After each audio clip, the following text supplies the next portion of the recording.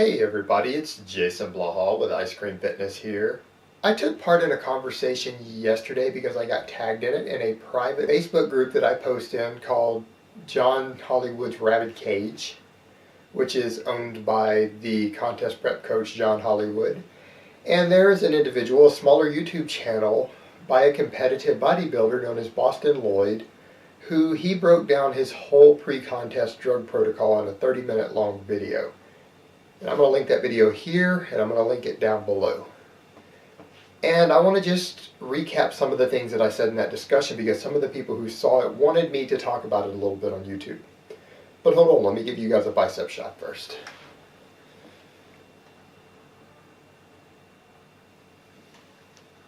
Okay, I think this video is going to answer a lot of the questions that I get. People are always asking me, what sort of stacks and things are actual competitive bodybuilders using today? How do you spot Synthol?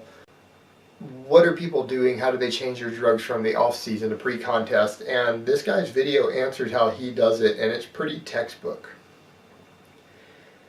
And a couple of points that I want to address here is that I think his video kind of shows how much gear is actually being used today by competitive bodybuilders, and most people would be shocked because a lot of you guys know guys at your gym or you yourself use gear and you're thinking that 500 or 600 milligrams of steroids a week and a little bit of hard training is going to make you look like a competitive bodybuilder today. And the reality is you're not going to get anywhere doing that shit as a competitive bodybuilder. That's just simply not enough drugs. You're going to have to come up with quite a bit of money. If you want to compete in the NPC at anything other than a lightweight and be successful, or you want to have the type of physique you see on magazine covers today, even for fitness models, you're going to need to come up with a lot of money. Because a little pissant amount of drugs that you guys are generally doing as casual users just is not going to cut it.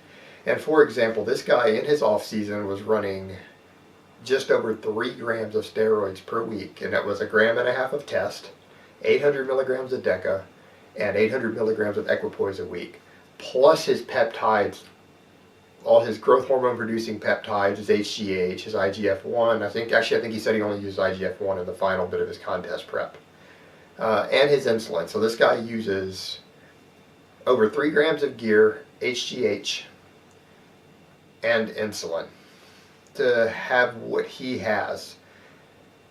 And I think this also kind of emphasizes the point of how far can you get with average genetics, because this is a guy with average genetics, and I think it's pretty clear that a lot of you are realizing he is not IFBB size. This guy is the size of what a lot of people would consider to be passable as natural, and that kind of goes back to my other points about all these fake naturals. Of a lot of these guys are just juicing their brains out and they just claim natural.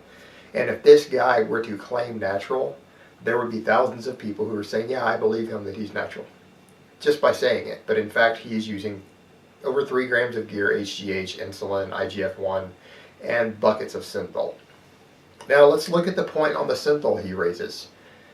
For people who aren't going to watch the whole video, I just want to aware you of the fact that he goes through his whole Synthol protocol, and if you look at him in the video and in the picture, I'm going to link a picture down below of him also, he is a very obvious Synthol user, and the untrained eye doesn't notice that, but people who've been around the sport know that most Synthol users actually look pretty decent. It's passable. They don't look like the guys like Greg Valentino and other people who have major psychological issues who just inject entire bottles of Synthol every week for 5 years on end and get huge amounts of scar tissue and infections and all sorts of problems that makes them swell up and look like they have cysts everywhere. That's not what Synthol looks like. I'll go so far as to say that as far as site injections and site enhancement, literally probably 100% of the guys on the IFBB stage are doing it. Over half of the guys in the NPC, in my experience, and in my experience just being around natural bodybuilders, probably 1/4 of them use Synthol and site enhancements. So it's pretty prevalent all through the ranks of bodybuilding. It's actually normal. It's not the exception to the rule, and most people would be clueless. But if you look at him, look at his triceps and his delts, they are very, very heavily Synthol. And I think he says for his contest prep, which was done just before this video, he was doing something like 6 milliliters into each tricep every week. And he said he used, and I quote, between 400 and 500 milliliters of Synthol during his contest prep. So that is well over 100 full 3 milliliter syringes full of Synthol during his contest prep. And he very clearly is Syntholed up in this video still and in his pictures. And so that's what Synthol looks like in someone who uses it the correct way. It doesn't necessarily look grotesque, but it does have an obvious look, and he is very obviously using quite a bit of sight enhancement. So there you have it, guys. This is an idea of what sort of drugs and stacks competitive guys are using these days, and I don't even mean in the IFBB in the top ranks. I'm talking down in the NPC, and this guy breaks it down. So if you guys are honestly thinking you're going to make it in the industry, you're really going to need to do your research and really weigh out if it's worth it to you. And I think when you consider the amount of gear this guy is on and the way standards for what people will consider to be a good physique or even an obtainable natural physique, just the way those standards have been skewed, put this individual's physique into perspective, because a lot of people would actually buy that he is natural while using tons and tons of gear and tons of Synthol if he were to do nothing more than say, hey guys, I'm a natural, please defend me. He breaks it down step by step as far as every single thing he has used for his contest prep and how much drugs he's on.